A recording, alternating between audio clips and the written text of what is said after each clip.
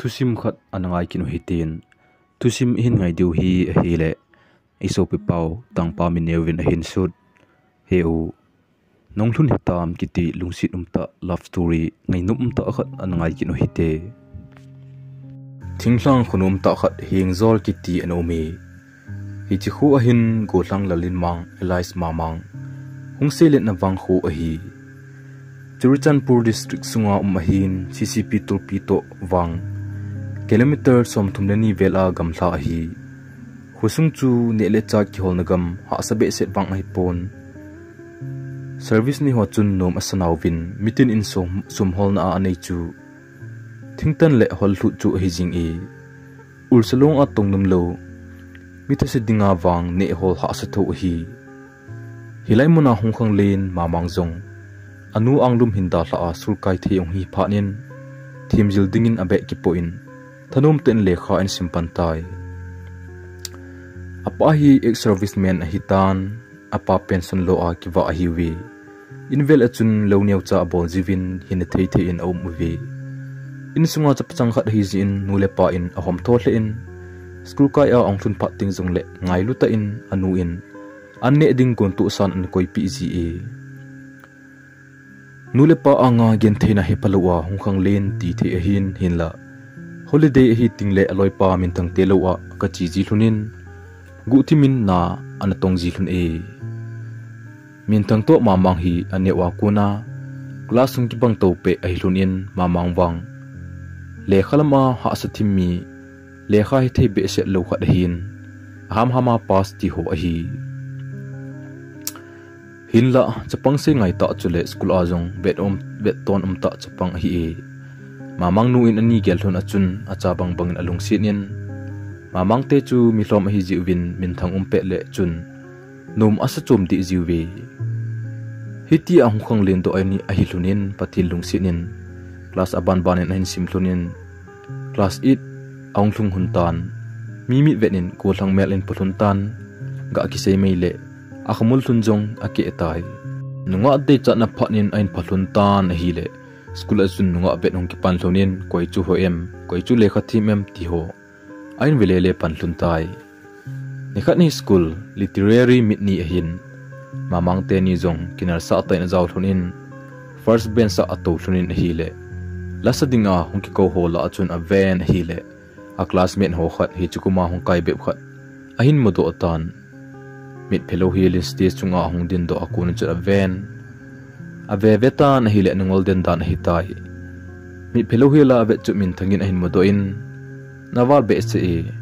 min nervous de chu tin ase na hi le ong king donin amazong za cha ki sawalin ima selovin hi chinula sa chu angai den tai program hong ki chaitan hi le chinu chu ku thimin ahin juitan ahin la anamuzo ta poi azingin classroom a ahin modo tan omdan chu classroom a pasal zo si in anavet li jing nu mei khat ane hidan hi classroom mahlu le teacher ho ki vis na o sangin na sazo in wow tin na dai jiu ve hi chani ki ka chun hi chini mai nu jong chu miza cha si hi ji chun pasal hon ayang bol nom di set ki ve ahin dai eng dan uchu mamang in a van hi le aning lang khana analung hang hle ji in hin la anakitim ham ji e amin jong henai lo hi bang achun adei dan ho ju si chu sei lo in omchen ho a konin min thangin a hedo paijing e iti le amin ake do ta dem tin lampi hole le pan thun tai amel amu ji ting le ki mo pa ji in aloi pa chu amo be ji in aka le akhat nu mo lovin alam ji in hin la amaya om ji ting le za chatnan amatha ji tai nikhat school khian hin get maya din thun lai ta in hichinunga nu chu pasal thumin ahin ju in anung langa konin songin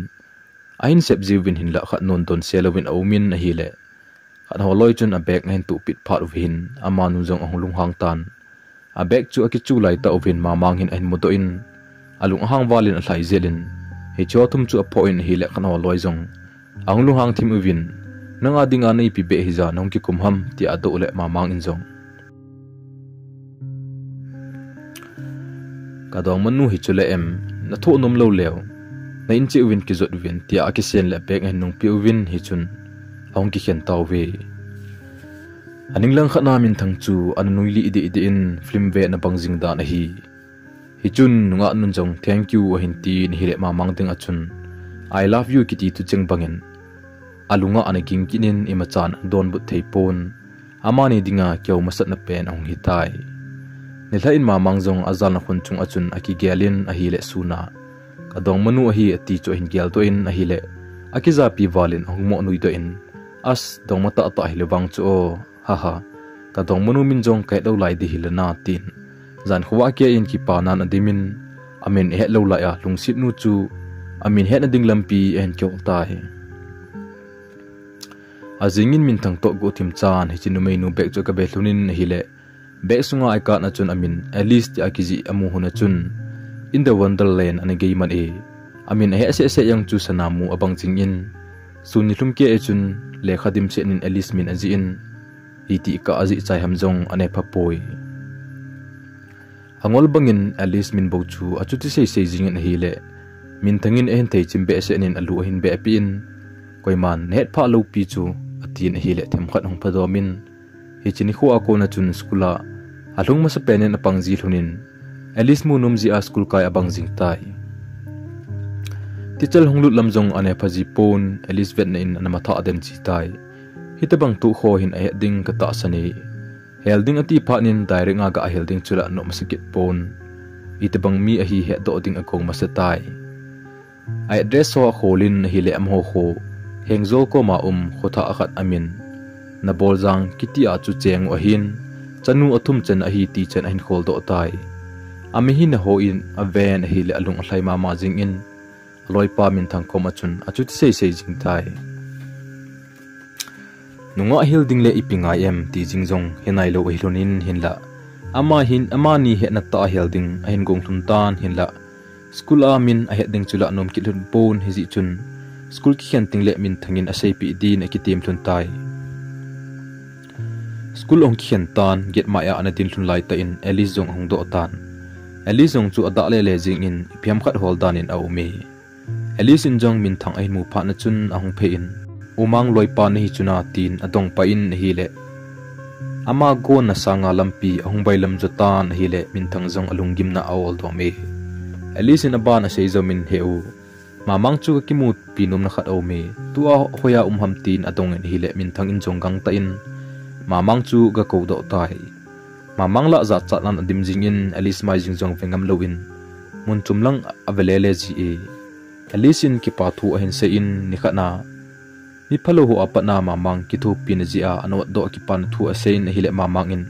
ipi ki sei ham ti jong anal za pi pon hi hengi ti bowin an don put ji e aji chu Alice mel chu avetle ai khima ki hlim bang jing a hitai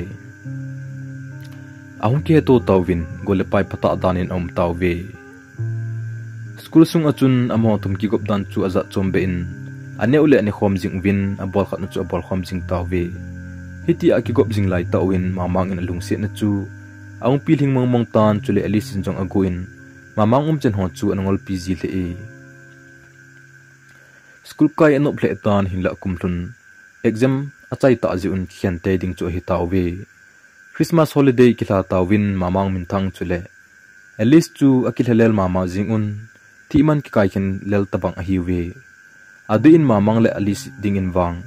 aha asadi set ding gin chat o me gu thim lungsit kiti chu thilnom hi poi amo ki ka ki ngai lut be sa na in give akipitu win mamang le min thang jong a kholam thun hengzol a hin zun thun tai tu lai bang a phone number ki pi tu lai hile ananum hle ding dan hin la khan to na chu an lung bai ge jep kha dan hi tai in lang thun ding chu a tha nom hle in hin la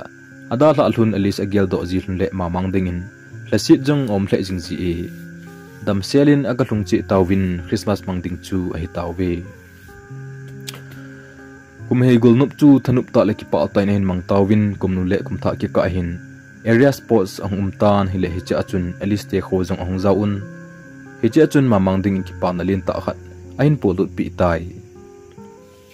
alung lai amang theilu azan mangjing azung anai mil theilu Alice to len khom na phat khat alung tai aung ki mo to hlun achun ki pa nan alo dim jing hlun in mi ho chu sports a boyden tawin amani wang koima umnalam hello hilin ban theite awa hlun in area sports chu amang hlun e nikhat hi aim in life tu ho akheu lim thunin hi le mamang in ke hi IAS officer kahinom dan tin hi le Alice in jong ke wang dak tolin ta khat kahinu me ati thunin thu chom chuma keu lim thun lai ta in Alice in mamang tu do ai nei tai he umang dong mana nei em nani kha em tin atong in hi le mamang jong hong king dot jingin ong nuin koi chinu dei mo ke la dong ma ki nei di hamo nei be mong tongo kon de inte nei ti ham nang nei dei nga lo le atin atu sei chu tha gel la ki za pi valin amai ki sip lu e Alice adinga chun mamang dong don put na chu ki pa na lin ta ong hi tai hinla numei kam hlomin lungsit na thu chu iti pa na iti chai ding ham ti jong an he pun mamang jung chuti ma chun dong man nei khalo le nong ai hel dat ma hello hi ji chun chubanga phalem chang chu na thla so thun tan area spot song ki chai ding hi tai farewell ni hla hin to khom thunin mamang in alungsit na thu sei ding agong tan hinla apasal hina apado zo poi kina akibot hele zo ding hin pasal so ma ya nungzam lo pa chu nunga kha in asu ngoi zo chu hitai ong to khom thun tan mamang in sei jing ding atil no sikit pon akam kisip pi abangin sei ding he lo pha nin mamang in zong Alice nangila dong mana nei tamtin atong in hele Alice in sei ding hewa pon tulai nunga khat hele metric zo le dong ma kanei bib ding hi kiti ho kang chilin alunga ong kilangin amanjong he umang ke wang class 10 ka buzo masang sin dong ma nei lo ding kati hi ahin mo ti do tan hi le mamang kinep na joksi chana beisa atai hinla Alice in atu sei chu anung gel le akisi pi le e ahin zol hen lang kino pi jing le ti chu gel jingin hi chu tu cheng gin ding chu anga jingin hinla hetman lowa kam cheng an hla do tu cheng chu apana hung sei ding chu josi an sel mang zo tan thu cheng them khat se in Alice le mamang kilung si ding chu an kha tan tan hi kithalel ten ajing jing kai nong ki khen hlun tai lungsit na se ni ding phat ju chu mo sin an leng mang tai phat ho ong chi chi in mamang in jong Alice tu sei chu ki chen jing e aman jong no me dang him gel pun Alice lungsit nan chu ni gil the in pha so ta apat sei dia agut jeng tu cheng chu class ina panin ahin imin class 10 chen ge ahin im do tan lungsit na wang akhang thit mong mong tai board exam ong ki pantan amo loi cha thum chu na kya bol le uvin mamang jong Alice tu sei chu apet cha jingin hechini khol thun ka chi ma sei te lo din ki gel jing tai alang khana Alice jong atu sei chun ahen o den jingin hechini kho akuna mamang hin kho man aung za chom tan ho chu amu achun alung hi mo pi in do dingla no masapun aman jong mamang su builo hi len hichi apha tep chu anga jing tai exam hin chai tawin mamang in jong sei ding atitan akitha agele result jong out nai lo hi ji chun Alice tung no moding day lo ni ji chun aim ham ham e farewell ni hla hin ong ki khom tawin teacher ho akonin jong til kho na tam ta je do win camping dunga best discipline ewa chu na mai langa Alice an ki santan pasal langa mamang in ki sanin ewa chu agi goal to abang jing e class 5 class 6 sim la ya le khai thelo pa chu amo la le kha bol thei penin hong pang do tai aning lang khana min thang chun an za pi ke in tijal hon histiani ki dei hi het khat 19 adat ma hle e ajing ni kho in ama khu che ki jo tawin hichini kho amho loi che thum ki khen ding pang chu koi ma awenga mom poi Alice in mamang chi bai hong bolin alo hlen ding kinep na thu ho ase in khat bai be hong wa ding na ti me hiji thu ho ase zo chun ham thei pun amina kuna ol chan mi hli ong ba hla in ahin khu o alung sit masat pen mamang ding achun lun hli masa na siang tai Alice anule apa in garin hong podo obin garivin do akona chun hong da do in mamang chu aven a hli ki thi tai mamang jong anu gui hong pingin aloi pa chu ngong ko in ama din jong leisi na lungsit masat pen again theipi Alice adingin lun hli masat pen an lun sa tai ahong ki khen tawin mamang le min thang jong vai hlun tawna anu le pain a bol pi hlunin ain mun chia result nga in tawi mamangin apa to ki thu in lona tongjin apa in ekne pi dan ho sei pi ji in first division na nong pass po pole ilop diu hi tir an til khozin thu tam pi jong na sei pi to the the tong pumin pha so ta sung chu Alice nga in amauzing in khona langa chun lunghel ten ga to ji in min thangin na vizo ji ta pon lungsit in khomang thun lo lai hi jong le hibanga alungsit chu atat ma hle ji e alang khana jong Alice jong chun su ni hlomin in sunga mamang khan khoding gel na in anan ni hlum den ji tai hizi chun min thang in jong Alice te kho abading thu hin podo tan hile mamang jong aki gong pai jing in ache hlun tai Alice te en anga hlun thuna chun thingthang ho hi wangin innom ta hin athing selin lungmon om hle Alice in mamang amu achun hin hu ki pi be abang jing in akipa awalen ka akona mu apa na chun aki chom liu jing e in sunga tu khom tawin chiba iki bol win cha ho don khomon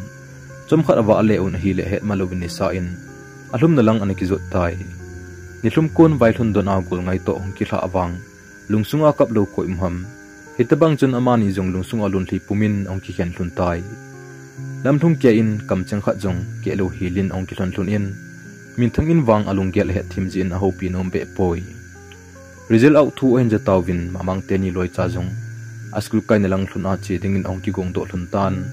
lam ka azan khat gi ding bus parking a hin delovin a hi le Alice to ongkis to kit tawi akipa dan uchu bus chunga akheu hlung ke uwin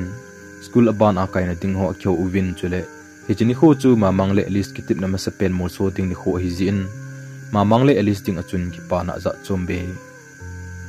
result ga vewin a hile athum win first division in hong win ki pa wal jin ami hliu na long do e amo thumla achun mamang result hoi pe ni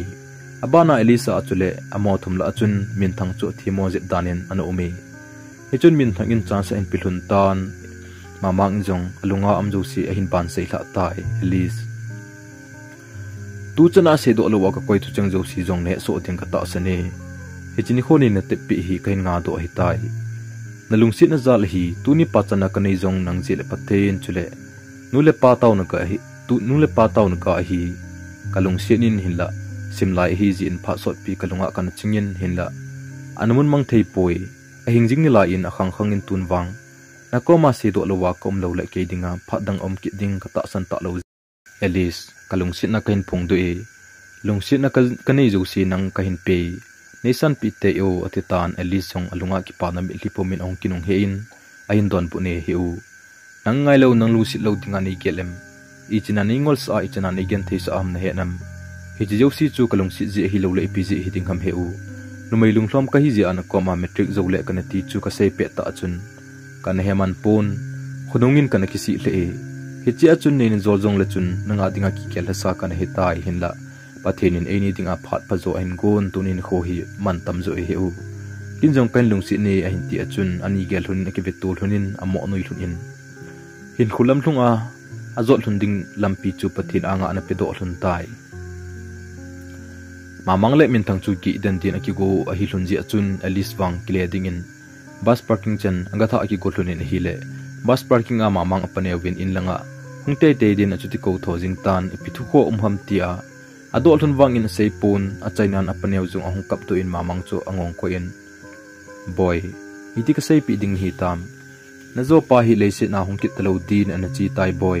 na pavui a hung lo ki go na him nanu na nga iti na kap den ta na hi le so banga ki pa ta mamang chu amai so ki khel jingin amit athimin tip chenin apaneu chu aven hi le aum chen chu min thangin apazo to pon ong ki mo nu to tan alang khana elizong akam ka den jing tai agan thai pen in ticket hen ki bu win class 10 result out ding ngalal jinga apalung tam sa chu hen del tai alisin jong anung enjoy peitan a khoteu khat thu thonin kanule pa ko manin cpu kaloi ho khat apa thi in thiwi a ka zawlu thelo hi tin thu tho tai bas chung achun ham jong ham pon ami jong amit jong pon angol bangin omin inmun agalun achun ain mai uchu pon bu ne ki sung tai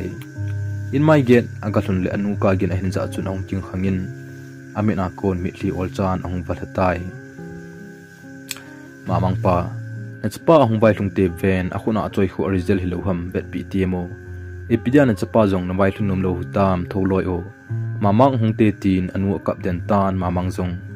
apalong chu del lunin ong kap tai hepa ka result kan ki pu hepa first division a nongle klop din he nei ti lo ham pa tho o ei don bu lo ding hitam pa kalun thi nya ki pa na pon bu song lo wa idia hulsin mela nei lam tu ham sitlei mi ten pa nei lo tia e ko ding ngai ngamong mong hinam hepa tho o ka chunu be hlem bi o tin a hlem bi ding tlo chun achuti ka den tai at least do min thang chu in sunga achat le na pang thlunin amani yong gu timin akap thuni mamang ha kawal je chun min thangle li sin ong hlem dong mong thlunin hi le them khat aphato min hi chun bu ane sa win zan to dingin taw we mamang chu akigel khuwa ke in pabia hin khu amanding chu ha sa sawal jingin anu ding agel ha sa asan mi pa din mun ahin tu ding cha din mun jong ahin tu ding chu agelin hi le alung jing den tan amai mit jong aching thei to poi jingkhu ongwa atan sile amu kitlo din leisi na kisim chu leisi na monmang kit din ana vui tawwe apa vulim nikin akichai so phanin mamang le an kute ong keu tawwing maban apan la ding tan hong sei khom vin hi cha chun alis le min tang jong azaw thun e insung ha sana ta khat ong thung hi ta ji achun mamang ba na school akai ding la a sana ong kit tan sum holding mi pa ta lo zia sum holding mamang ong hi te ding phanin ong keu khom tawwen hi le last option chu mamang sipai a helu ding an tawe agiale ha sa mama jing in lungsit hin kho hin mangbep ki pa hin kho ki pat ding ko na azo pa in da la ket ban a to a in da la sipai apan ding chu ha sa sa le jing e hin la iba kilo dem in sunga mi pa din muna hi ta jin nobleda thum lovin an ko te sei chu anu pi tai nila hin mamang le elis jong ong keu thlan tai ani hlunin a ha ma sa ding thei hlun te pon ato na mun chi hlona chun gu thimin a hli ki thi chi hluni angai pen to phasot pi khen kang ding in thlun tai leisit ki khen agam hi hen sa a ki khen ding da ai hlun chu amani dinga gen theina chungnung pen ahung hi tai cham kha zowin alisin a hen se in heu iba kilo ding ham in sunga mi pa dimun a ding nei ta ding zin de bang a lungsi thim thu sut khom the i hlun ta poi emazo si pathinin go ne hi tin la jing hi te nanga dinga lungsi ta jing na naw ke hin nong thun ding kananga jing ding hi atile aka to atho pa in mamang chung sen aina kinei tan amani lungsi tu sim chu lun thlunin hong ki pantai mamang in jong a hlemin naw kam hi in boy eini dia phat bat na lai zo hi nanga ding in hong ki le kit nangi chunga thla khuwen kalungsi na thu nen pu pi jing ding hi atin aki hlem dung mong thlunin apa kin ki chai phat in mamang le min thangin at least chu agatha do hlun tan ong ki khen tawwi insung mi te kheu hla na bangin mamang spai pana ding vai a hin gong tawin a hi le apa jong ex serviceman an hi ji chun alu abai lamen dimapula spy training a cheding in umtan ni hla hin anule apania hon mai cham asim pi win amazong jingka in aloi pa min thangin bus parking chen ong tha in kilhalel te nong ki khen tawwi alice le min thang jong le kha ban sim be ding in admission ki bol hun tan le kha sim ki pan kil hun tai alice chun alung tup dak tol jil ding ati cho chi pi in coaching na latan min thang jong le kha aban ki sim be tai training ho ahin chai su tan dimapul apanin hungdo ding ki gong tan in lang thun ding kal chu anga le le jing e in gal hun thuna chun alung alam dam le in aloi pa jong a holiday to ki tu kha in ki pa ta in lam tu in anu in jong vai thun na mai cham sim pin ki pa ta in ki lam tu uwe leisena in thuna vai thun nia chunu panjin in in vai thun kal wal a leisena ki pa na umlo hitai aki su thing in nila in gam tha jong le alung sit alice ko ma laileng ding in aloi pa min thang to aleng do hlun tai alice jong wang phat pa in suti hong do to ani ki tu chenin alice te in agal hun thun na chun alice in agal mo apa na chun ki pa walin a hindel to in ako ma pha chun amina mi thipumin mamang cha koi man chenin heu nong thun hitam tin achuti ka den tai mamang in jong a hlem bi in sunga alu tawwe alice nu le pa jong anum thunin aki holim lim vin hi le mamang hin kho hole kam pau ho chu alice nu le pa in lungsi na nei hlun tai chule mamang jong chun aza cha na josi pai hla in alice nu le pa ko ma chun thu josi seitan hi le alice pa in a hindon bunin mangboy nanaw nu hi coaching lan na lai a hi in nang jong training chai bep na hi in nani hluna na chupang jep nun hlun na lai e ki gel hunin nakilung sil hun ki za da hi pon a phat wat na lai zo a hi kati hi bowe a hin tin hi le mamang lung thim chu ki panan dim jing in alung sit pen to lung tu mor so na ding phat wang anai tai tin a ki gel hajing e nilum hi ta ji in hung kile ding ati hlun le alice ada cha hi tan he u tuni bo hung bi man kile pai ki gun ham tu jan be chu no mi jong le ki ho ina gi den jing tango tin se na hi le mamang in azol lung damin now henu achanga ka hinda thla hi nang ina henu he pa ho to no umjin lungmong jep in natin henu hu king a anjong anani lai nai loading a hi boy kongkit ting le nom in again hung kyung nan te kongkit ting le wang tu le bezong kan chipui mai the hi te tin adai pomin sein hi le elizong ong lung dam dom in kingai le hlon jong le phani na phal ta lo zin ong ki khen hlun tan elizong ong li so in heu damin hung ki le ki tang o phar hi ti chen na mel mu ding nga le la kom chu pung kha khat bo nei ki mu se in hi jong le ka ki pa dan wang kama se do zo hi poye heu kan ngai wale nei ki pui jingo tin a li so den tan hi le mamang in zong ave zo te pon angong ko in now einin tu hin lungtup mol so le hen eini ki pa ding nu le pa wang ki pa ponte na anga ka kitip mi boy na dak tol jel na hin zo a lo hin na hin nei zo ting le lungtup imo so ding hitai chu ting le eini zong ki pa hitin nu le pa te zong ki choi sang ding hi chini kho chu inga do zo nga hi boy kap te hin lun hli pumi nei thla hin in zo le wang sit nan ei thun khum khan te chin kile tan kaung ki tho tho ding hi tin a hli ekti thunin in lam chi in zon tawin lam thung ke in mamang zong lun hli pumin in ga thungi ni thla hin an ne zo in mamang in zong anu ko ma ema zo si elis to akilung si na thu hole elis nu le pa tu se ho seitan hi le anu zong ki pa le hin la chapang hi na lai ji achun pha cham khat nga na lai ding ati min boy na pa zong umtalo ina zong ke yong ka changa umji ka hin kalung athom hau le ji hin la mo nei pa ka hinai poiti ka ki he na kin zong aphat ka nga hi namasang ding boy pinala in aphat hlin pha le na lungsit pen to ka gop tho tho ding na hi tin seitan hi le mamang zong alung akim sialin zan ki chol do dingin ache tai hin la ai mu thei de poi elis lunggel nan adim jing in alang khana elis zong azal khon chung achun au mamang ngai tu in amial mu ki ding kal nga le len hin kho anamang jing e jingka ni hla in taw nan anung ji jingin pathin le nu le pa de a lungtup amo so te hlun din ataw jing e chomkha zuin mamang jong ato na mun zon ding in awai kon do tan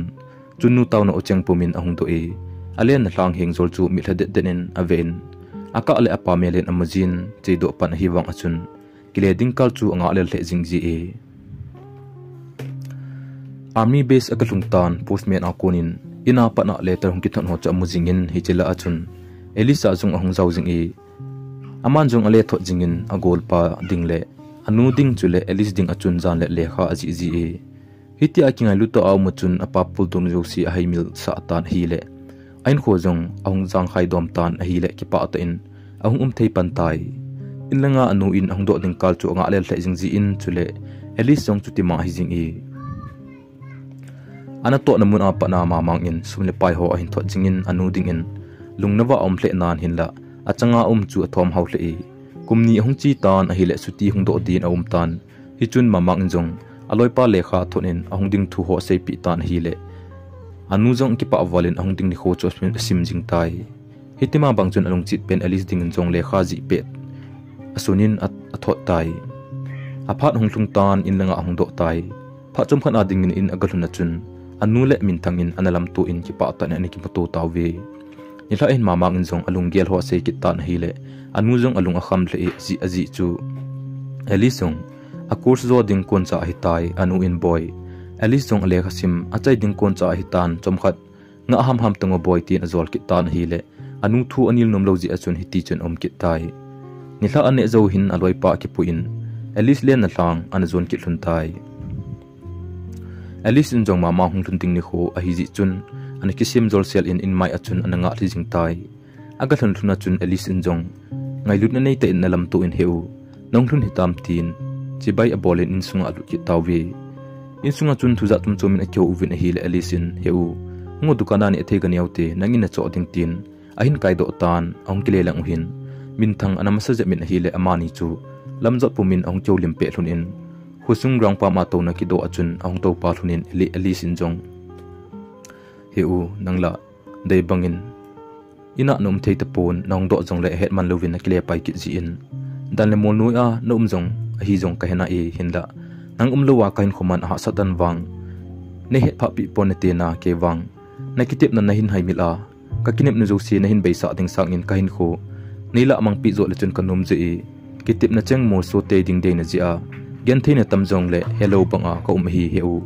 pasal dang bang in lung gel khial ding wang hin gel hi bi una a hin te tan hi le mamang in jong akoi in now ida hi te achuna mo ham jing ham ven kalung sit na hi adi di lo abona nangin he su ke hi nang tai lo lung sit dang ne lo ding ka hi tai hin khuwa chen khom pi lo dinga ka kilung sit pi na hi poi na nga ka kitep hi boy nang dal tha leng tang ka san po po le ka don lai in bong mai ingi a hin ta hi le lisin atu sei ki si le jing in hi chen han sei ding chu amang in jong namat khapoi angong ko in heu hi chen an nilung sit ding lam hello wan ko ma thu kain sei kha hi nilung sit kai chen mong tai tin lungsit na aput det be che hlun e hi chijan an chun aman in jong lungtup mol so na ding phat hong kitip hlun tan elisin a course ahin zo ting le kitip na mol so ding na keul hlun tai phat hong chi in mamang jong apot na mun chi ding phat hi ta ji chun angai lai dal hen chi ding hi tan hi chini kho chun elisin hong tha hlung ke e ba sa to do ding ko na hin mamang jong akinung he ya bye bye ga bol ki kut le elisin amai ki sip den tan ato thlatai alisu het phat na chun mamang jong akum thla in aga nai pe in now idia ka che ding kon ta hi ta chuna mo hlisu ham nang dia hong ki le ki ding ka hi boy kap ta hin inzole wang sit nan e thun khum khan ti mai thlai se la ni thalo wa hi tia lun thli ani thla le ke hi iti kalung mong to ka bai kon tho the ding ham kong ki le ni kho ting le ki pa ta heu nong hlun hitam tia in lam to ding dan chong nga lel jutong o boy pha chom khat ding bo hi hin kho a ki mulo ding ba a idia hi ta chun ji ham atin hi le alisin jong kinu pumin alunga po zolo mamang atlangai na chu amai alun hli in ahin phong do in heu tuni akalunggel alam dang e nang ka ngai na hi ipiti kahil chen ding hitam tunia na pot ki ding hi ka gel le aung ki le ki lo ding bang in kalung lai avo nei heu a hi jong le damin chin lang hongwang phan o nong vai thun dinga ajing in nanaw ke hin ni kho sim jing ti hai mil hi be otien nui mosa sa in hong nuin hi le mamang in jong a khut alan che bai bolin ong ki khen thun tai lun hli pumin lam thung in achi thun in dama ki mu ki dingal dot pomin hin kho mangjing thun tan mamang hong do a insung mi te to ki ho to a pathin le nuli pa phat sa lungtup mul so ding chu anga jing thun tai kumne hla achi dung zo in pathin wang bo na pumin elizong a course a hin cha in doctor kha chu ong hitan akim avel a gol hang pata ta le officer jap tun chu min ong aziding in ong ki ve duvin hin la elis in wang ngam pilin mamang to akilung sidan thu ho na sei pi ji in koiman an heldo zoji poi iti chun alol hin thu ho le mamang hung ding anga lel dan thu ho chole khape khana azi in athot tai athu aza chun mamang jong hilon pi livin pathin koma ki pa thu ase in lang chi do a alung sit pen elis mel mukal chu anga lel he jing tai phat hung thun ding nga jing pomin akhut zunga ni kho asim jing in ni zat wan ham ni zat chi tam tin an sim jing thun tai moli lang sim zo lo in hian thun jing jong le kilung sit na khawgi wang tan ti nei pon aum na chi hluna kimil ni anei hlun di pon hi anga lel jing ni kho hlun jong hong hlung tan mamang jong suti hong kila in akum sima ki khen pi amel mu nom jing elis le achun nu mel mu ding nga lelen ong vai kon do tai bazala anu ding dil hoi ta khat cho in elis a ding in kichen ni le bu pi ding khu jam khat a hin cho pi in ki pa ta in lam apen amun gal do pomin a hin zon tai ahung ding thu chu aloi pa elis chule achunnu a he sai na hi le akuma ki khen hi ta ji uchun ki moto dinga lel pumin anaki se boi le uwe hi chini chun elis jong o mamang munum na in mamang te khwa chun aza chat na josi pai thla in ato mun da lewin bin thang ko ma hung be ki sa in handle tho jing tai aman jong mamang adingin ngo o khat an khwan pi chu a hin cho in ang hlun ting le a o pi ding dan thu aga agel ji in alung thim achun practice za bei ham khat an bol man hitai alung gel achun ang hlun ting le ka hlai zel ding heu nang hlun hitam kti ding ka o pi ding hi tin anga lel mama jing e min thang te na min thang to akeu lim thun lai ta in ni sa jong thlum ding ki satan hi chun min thang fon ong jing thlang thlang in aga apik le min thang ngol pa ong thlung tai hung lo in kiti aza chun akipa be se in loi pa mel munum ji chun elis jong se pi tan hi le ki pa tin mamang te in lam chu hendel tho jing thun tai in ga thun thun chun in sung chu mi na dim se nen min thang bai thun chu mi na tam hle bo e tuni chu koi pu thi di ham mi hi zat an ki khom hamo sipai pang ho hi o chat ve tin aga agialin min thang jong in sunga chun a thlailu jelin bai ti aga sable pasal ki pa ta bai thun ding pang abai thun telovin agul ngai pen mamang chu alai sit hain hu be ya an lup chu amun alung thim ajing den jing in semasat ding jing jong hetelowin ho pi thei telo agol pa mamang chu avein ima selo hilin amo adin den tai athilung ko ma anu chu awan choi lesit pumpi sanga ai jo chapa tang khana ahin khulsin chan lai dip dam walji in an thimel jing in mi hiza chun an zu le le ovin in sung chu pum ewin ayeu thla jing tai thilum dan chu mamang hung to na bas chu lamka atu sit to a hin kho na be hi azanding mi umlowa he nu ti jong seiman lo hi la ana haitan ana hi alis jong palanga ding den la in thilsu ima he do nai pui mi do ding atilila aza athikin in hi chun thile thi ti in insunga chun amo chu bu jingin hi le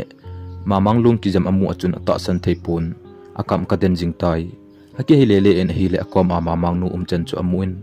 aki hi phei ki le min thang mukin in alung put ong kino tan thilung ki jam chu aganai pe in agabe tan hi le o he lungtup mo so dinga nakti pisa le genthei tin chang ana thu khom pisa alung sit mel chu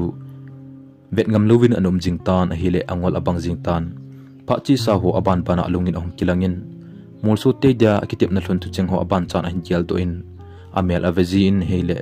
hetman lovin amin ami li chu ol chan ong vala in tunwang pithu ham ti chu ain he do tan ong kinu do tai a hlem bi ding ko ham chunu noi tui hlangai a kap lai naw cha bangin ang koi ding a pha tip sa a ngai lai khul sin mel ve in akinu den tai akim avela mi ho chun ave ovin a hi le thilum dan ho chu a he them tawin khusunga no pi ho chun ain hlem tawve hinla ama wang ki doi de poi a hlem bi ding pa in azaphata poi alung chu angong kho in ka ocheng a hin pantan sei thelo pumin don hli thonggu banga lung pumin hin kho adia akite pi sa mamang chu a hin ka tai heu nonglun hitam ven nanga de aka khut ta kana khon nonglun ding ni le opi dinga kana koi tup sa hichingong o hi kila o heu sun mangham jan mangham kai thei poi ne hilin jan mang din jong ka dei poi ida hitia nei ta thla jingham ikitep na hi hitia amol so ding mong hina mo heu thu u kong kile ting le lung tup mo so ding hitai tia leina thla ai lo ham idia hitia nei kilam to sa ham hiti dinglam heleng analam to lo ding ka hi me tho tango nei ton bu tengem ka ko no o zalo ni ham heu kalungsin atu cheng izat kana sei wang in aki kha jingjong ka sei do nai poi hi cheng hi koi koma sei hen nei ti ham nang adia hong kile ki ding ka hi ni ti in tunwang ke ding in nagam thawal taina gen thei thu cheng nung tingle ke pana hin le ding na ti jong tunin kana ding be me taina heu hung thu o heu nalai chapet in nanaw kin kain thlem bi zo ta poi ni ngai da mo na hiti dia chung pathin lai tan hi mai etin le biji be helin akap ten tan hi le akom atu mi pi ho chukoi ma ali kiti lo om ta poi akilung si hlundan ane them ho di chu elis ka o ngai ngam lo in aha ka le jing uve hichun ma mang nu jong ahung khang do in achapa lung cho ven hi le akoma nuwa khat lai na ta na ka cho mu in elis hi ding chu he pai jing in alai na ong ki be in ong kap tai boy na naw na pa ko manu ma chol do ding a chi hit jong le chun na chunnu ding khan kho tem khat be yelo ni ham boy na jo pa ta hial thein hi tai ti a ka ki pan ho tu a hi ti hin so jing ham kanaw ni hlum ding a hi tai na vai hlun an kong jong gon to sa hi tai boy hung tho o na vela to mi him ho hi ven elisi na mu lo ham na mo ding hi ti an ni sei pi lo ham boy idiana ka sa ham amai alun thi thi hulin boy ama be hi ho pi tangem kanaw na vai hlun ding tanga lel aga to ani musa hi ke chan ding mo an bol hitam tamlai mel alangi kanaw na chunu hin koi kom bel hen tia nei dal hau hitam boy kinep na be nei so jing ena katai gui a kizil nang lo pathinin ap lo hi hamsi chungnung chang ka hinga hitam tin akap den tan hi le mi pi la sit na ki be che che jing in khosung ka ugin ki thong den tai nisa hlum ding hitan elisi nisa hlum cho ven hi le alung helna ki be che che in amin alun li alung kang thei te poi alung gelin kilsit ta in mamang to kyaudanin aumin heu nangla chungtu ni sa to sulnung helo dia hlum khom ding na hitan nada thla na angkoi dia nakite pisa ke hin noblai khan khungai a hin khu kaman ding hi chunga kunin hin beijing tan o wangse na ichan hun ho hi eni dinga chung pathin gon sa hi jongle gial ha sa ka sawale heu hiti a hlung dinga lom a hi ta jongle nang khial in pathin in ke hin khozo hi analyzing tele ka gial thei zo e kamasang ajing e nang be a ka zo ding lampi kongki pal thu tingle ikim chung pathin gon hi tin anaki hlen tan o heu thlaula be e jongle janmang be e jongle nei hung vil jing o ke dia ka hin no hu banga ka gial na hi tin a hli ki thi jing tai jing khu hong wa ding chu aki kho to hle jing in hinda jan chu achi gang hle jing e nisa ong so to ki chu amuta na hi le angol abang jing tai mamang mel chu abe chim thei te pun abe chen alung si nin angai na ki be che che jing in hi tia om jing la in program ho ong chi chi tan a hlang sunga ahe pachan ong ki khom tawin mamang lainat pilo om powe mitinin atona munchi in ali kiti in ai dan thu ho ase che uvi ai le hlan vui nakin ong hi pha na chun i hle jong le amu kit lo din huimu dinga jong na phallo mamang ta sa chu thingpe in kil be ding ahin kong tawin a hi le pha chom khat athum be in lungna chim ta in ave in a hli chu tu ki sungla bangin amit asingin lainat he se thelo to to in ain khu a pa na ding le a chaina ding in mamang chu ol chan a kis in he chi zo chun thingpe to akil den tawve hlanlam hlungkia in akap thang thei te poi min thang in atu in akilem ding zo sang lovin ani hlunin achutil so hlungkia hluntan elis chu zan khuwa ka na in atha zo si abe in hiji chun mi tem kha in atu uvin apui hlung tawve aki voiding ko na hin alung tima gilta in pathin khoma tawna aman pi in aung ha do le anaki vui pantai iti aka wangin akap chim thei te pon ngai lai khul sin chan lai dip dam na hi leisi na pau izanin seijong le ase do zolo chu an hi leisit ki khen na gam a hi ti akilmon tailo elisa dinga kile pi ding dang thildang anom ta poi thiwina kin ho ong ki cha in elisong ki gelin hi le mamang dam la ya nekitip na hlun ho agial do kinin hi chun aman jong jinei ding lunggel ananei thei ta poi kumse in mamang thi ni khole hi chini kho he jing na in ahlan ga vil jing e achi si le hi chi mamang ki voina chunga chun alung sidan thu ho ga sei ji in ka loading ati ji wangin alungin apozo ji pon don hli pumin in lam ki le jin hi kum khan hi achi na a so ta kha ahung tenin hi chini a sei chu heu na len na chungam a konin na naw hi ne hin ven tuni chen in kalung si na tem kha jingjong akim nai po heu tuni hin nang le chun pathin phatai na lai gil ga jong ki mutan tin na ki pa ilian khom phat na hiding hi hin la ham le wang in na to zo lo chu a hi mai e he u ven ikitip na kamil nai poi nang tai lo ang dang apa lo dia kan kitip no tu gain kamil poi nang dia kitip sa ka hin ka nei pu bunga kan gial na hitai ang dang ka bel le nang da la a ang kop ka hi ding a hi min iza se jong le ke wang ikitip na kamil lo ding ka hi mihim telung gelin athi hide jong le chun kalung sunga na hingjing na la e he u tin anakap den tai kumni kumthum achi ta wangin jinei phai te jong le ama wang koi mathu la tapon jinei ding kitibang mong apum gel te te poi anu ten azor jing in hinla ama na nom te poi alung gel chu anu le pa injong a he thimin hiji chun khat ve hi mamang nu ko ma thum dan ho se ding in elis nu le pa chi lun tan hi le aung ke to tawin hijini kho chun mamang nu in achapa tha ben ain gel do kinin alai ong na kinin elis nu le pa in ase ima ase lo wanga chun achapa alunga ong kila achun alung tinga kisun abang jing e chunnu in alai gilga laina pi hi leisin na thilgi pen hi hichun mamang thon chung achun aga chiwin atha to ke ho bangin au movin elis nu le pa chun agal mo thunin mangboy leisin aleng khom lo dinga chung pathin gun chu nei hlun tai boy i bai lo diu ham wangsit na hi eiman ki bol thu hi poi nangjung chunguma na hitan nuiguma na lai ki ho ding khan kho jong gialin boy naw hi lungsi ta in thlembi in lang ha hle jong le mi phung chang tin thado ajing tan boy tin athum uvin ahlan chung achon pa chawi ta khat hin koi pi uvin chule elis mela kitchen din sai pi khup khat akoi pi uvin ong kile tawi hichinizan chun elis manga mamang ong kila in elis kom achun now elis kahin il he boy hinla in hi leisi na hin khom hi ta poi im na hlun hi mun chom chi hi tai boy ka se hinga in lang na hin lesit ta hin pathin in nga ding pasal pata na koi pi ke ni ngai hle jong le chun ai thei ding thil hi ta poi hi ji chun leilung si le ka se hinga in lang phung danga ga pa te te tan lungsit ta in ka se hi an zui te te in o now tin amang pai ki tai elis ong king khangin he u tia ong pen do al amang hi he do in hinla mamang tu se ho chu lungin aging jing tan hi le anu le apa in jinedia dei sa chu ong nom tan ajnei ding kitep sa hi tai anei te chapa Minneo army officer khat mama to dan thing a ki cheng din om hlun tan elis tu sim chu Minneo injong a het sa hi ji chun ni khat hi achai na ding tabang in mamang hlan chung achun a puin hi le hechin khu chun elis chu mamang hlan chung achun aza achatai